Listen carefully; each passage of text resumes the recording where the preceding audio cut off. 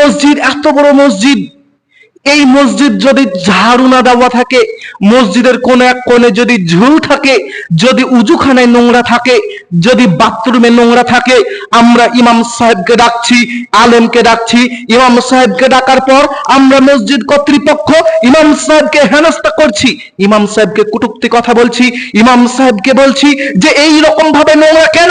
আমরা ইমাম সাহেবকে জিজ্ঞেস করছি। শুনে রাখুন, আপনি তো মসজিদের কর্তৃপক্ষ, আপনি তো মসজিদের কর্তৃপক্ষ, আপনার ইমাম সাহেব তো মসজিদে, আপনাকে ইমাম সাহেব তো নামাজ পড়ানোর জন্য এসেছে, মক্তব পড়ানোর জন্য এসেছে, জুম্মার খুতবা দেওয়ার জন্য এসেছে। আপনার ইমাম সাহেবকে কেন আপনি বাথরুম পরিষ্কার করাবেন? সারা গ্রামবাসী যেই বাথরুমে বাথরুম করবে, সেইখানে আপনার ইমাম সাহেব কেন বাথরুম পরিষ্কার করবে? আপনার ইমাম সাহেব কি মেথর হয়ে এসেছেন নাকি মসজিদে? উজুখানা কেন পরিষ্কার করবে? আপনার ইমাম সাহেব কেন উজুখানা পরিষ্কার করবে? ওইখানে কি ইমাম সাহেব শুধু উজু করে নাকি? সারা গ্রামবাসী উজু করে। এই মসজিদ, এটা আল্লাহর ঘর, এই আল্লাহর ঘর। ইমাম সাহেবকেও ঝাড়ু দিতে হবে, ইমাম সাহেবকেও ঝাড়ু দিতে হবে, মসজিদ কর্তৃপক্ষকেও ঝাড়ু দিতে হবে, মুসল্লিগণকেও ঝাড়ু দিতে হবে।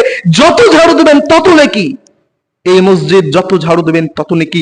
তারপরও কেন আমরা ইমাম সাহেবকে শুধু হেনস্থা করছি? কেন আমরা শুধু ইমাম সাহেবকে কটূক্ত কথা বলছি? ইমাম সাহেবকে আপনার মসজিদে নামাজ পড়াচ্ছে বলে ইমাম সাহেবের আপনি মাথা কিনে রেখেছেন নাকি?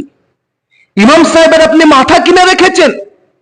যেখানে এই আলেম ওলামাদের এত মর্যাদা দেওয়া হয়েছে, আর আপনি আমি কেন এই আলেম ওলামাকে মর্যাদা দিচ্ছি না?